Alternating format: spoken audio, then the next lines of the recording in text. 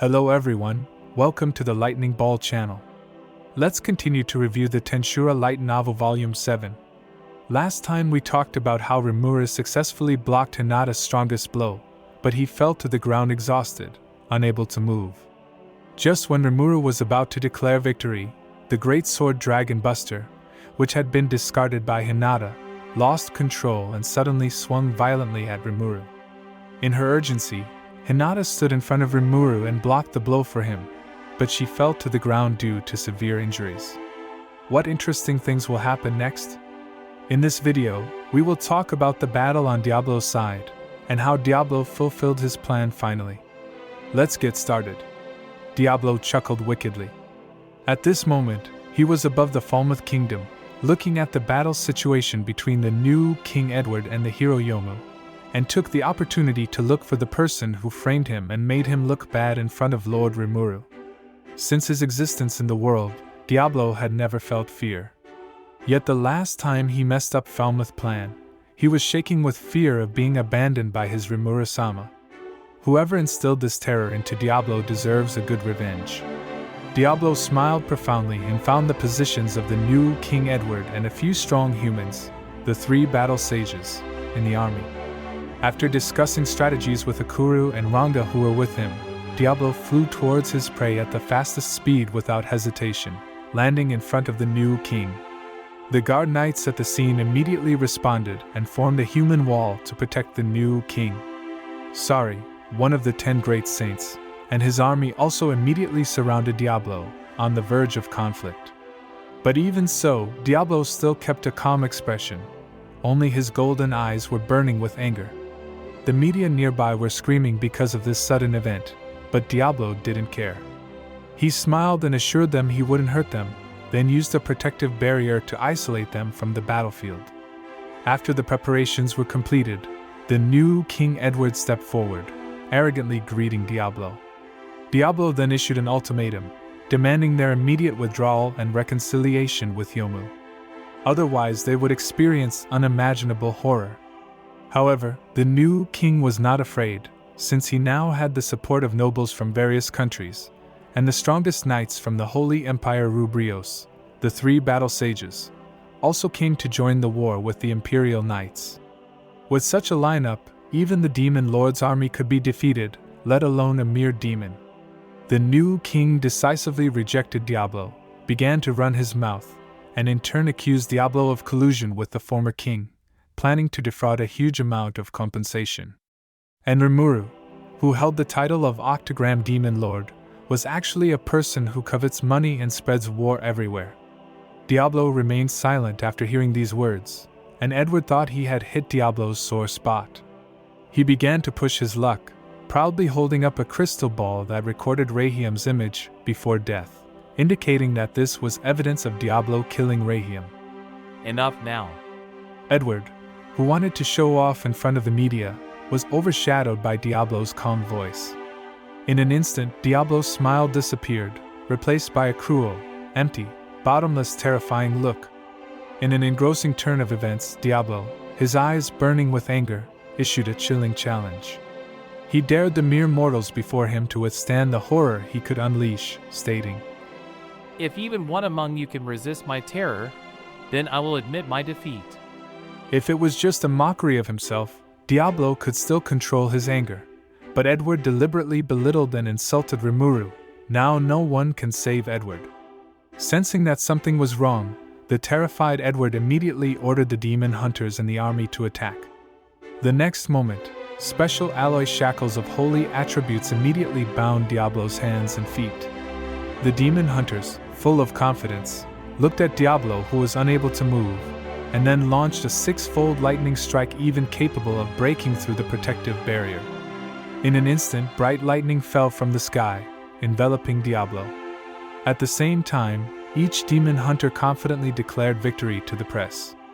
Edward also showed a delighted expression, ready to reward the soldiers. But the captain of the demon hunters noticed something unusual. Diablo, who was being burned by the bright lightning, didn't even have a trace of charring on his clothes, let alone his body. Strange, really strange. As he realized something was wrong, The captain also noticed Diablo's wicked smile on his face. Diablo, finding their abilities far from impressive, expressed his disappointment, dismissively raising his hand. He found it truly disheartening that they intended to challenge him with such meager power. At the same time, the chains binding Diablo were easily shattered and sent flying. As if nothing had happened, Diablo unleashed his power. Then an overwhelming terror struck. The soldiers present screamed in horror, some of the weaker ones collapsed on the spot, and even the new king, Edward, was foaming at the mouth and lost consciousness. What exactly happened? Simply put, Diablo released his suppressed demonic aura, which possessed a deadly power. Except for the media protected by a barrier, only 3 people remained, the leader of the demon-slaying squad, and 2 saints, Sari and Glenda. Seeing the leader in such a state, he had given up thinking and knelt on the ground, begging Diablo. Diablo lost interest in him, let him roll into the barrier, and then started the next battle. Sari wore an arrogant smile and introduced himself to Diablo without any rush. Diablo also introduced himself, informing them that he was not an archdemon but a more superior entity, the Lord of Daemon. Hearing this, Sari wavered a bit. Lord of Daemon, an entity that only exists in legends, even the Elf King cannot match, fundamentally different from archdemons and far surpassing ordinary demon lord seeds. Its every move can even influence the whole world. The evidence is recorded in ancient documents that nearly destroyed the entire continent. Sari finally understood Diablo's identity. His initial composure vanished, and he now only thought about how to escape as quickly as possible. However, the other saint, Glenda, did not hesitate at all. Like the wind, she silently approached Diablo and plunged a pitch-black dagger into him. Sari had no choice but to release his spiritual power and use his special weapon, the Demon Slayer, to slash at Diablo. Unfortunately, against Diablo, who had the attribute of physical attack immunity, these 2 attacks had no effect. Sensing the danger, Sari immediately ordered Glenda to delay time so he could cast a holy magic spell. However, when he turned to look at Glenda, she had already disappeared, escaping from the battlefield with all her strength, leaving him alone. He regretted letting her act on her own and dumping the mess on himself, but it was already too late. Now, he had to pull himself together and use his brain to survive. Captain, sorry. I'll lend you a hand. Just then, the space behind Sari twisted, and 3 powerful beings, members of the 7 Luminaries, appeared. Immediately, they cast a very dangerous spell. But their target was not Diablo, but the media present. Everyone failed to stop them in time, and in an instant, the scene was engulfed by a massive fireball. As we can predicted, under the protection of Diablo's barrier, everything seemed powerless. Everyone on the scene was unharmed, with no casualties. The 7 Luminaries were taken aback, but they soon realized that to defeat the demon Diablo, they would need to use divine power. With this thought, they didn't hesitate to use their last resort, starting to chant the Holy Trinity magic circle. This is the paramount attack executed by the clerics of the 7 Luminaries, essentially a 3-fold disintegration spell, resulting in the emission of the supreme divine magic, triple spirit particle disintegration. The incantation took some time, however. The 3 of 7 Luminaries were protected under their formula's barrier. They were confident that no one could break it, let alone a single demon. Once magical formula was completed, everyone on the scene would die with regret. With absolute confidence, the 7 Luminaries began the formula. Diablo stood leisurely to one side, as if the upcoming attack had nothing to do with him. His gaze was still fixed on the media crew. Did you see that? They're trying to kill you. Diablo said with a gentle smile. Everyone present nodded, and in front of this massive magic circle, no one could voice a denial. Diablo then assured the safety of media reporters, maintaining his smile. However, he also put forth his own demand, that the media present must prove his innocence, as he had been slandered by the 7 Luminaries. The reporters naturally supported him wholeheartedly. After all, no one would gamble with their own lives. Then, Diablo nodded with satisfaction, signaling that everyone present could be saved except one, King Edward, the king who had insulted Diablo's Rimura-sama from the start. All eyes turned to the new king, but no one dared to object. Edward racked his dull mind desperately but could think of no solution. He could only shed tears and beg, even deciding to offer his throne to Diablo. Upon hearing this, Diablo temporarily fell into thought, then agreed to Edward's request, stipulating that the hero Yomu would inherit the throne. Thus, the Diablo's intention was flawlessly fulfilled.